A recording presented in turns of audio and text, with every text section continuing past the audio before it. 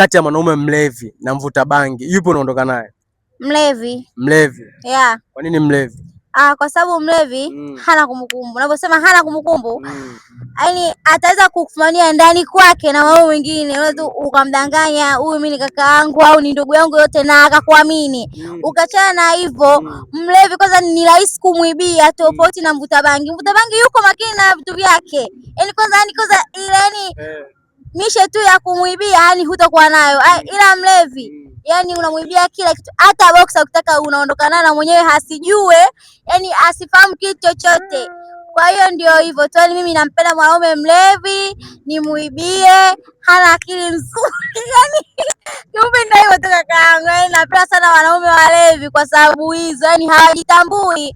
Yani unakuwa romantic naye, yani popote pale wewe unaenda bake anakuwa akili zake zimechanganyika na pombe, yani kwa hiyo ndio hivyo tu, nikashalewa huko kwa haelewi chochote hapo hapo. Akirudi mfukoni unaingia unapiga palapata unasearch hela. Yeah, na search hela zote naondoka nazo zote na asijue. Akiniuliza ndio tu nikamwambia inasikana ulikotoka maana ulilewa. Hujui nani alokusearch au nani alokuchukulia hela. Kwa hiyo ndio hivyo. Bora mwanaume mlevi. Yeah, bora mlevi hakuwa zezeta kwako.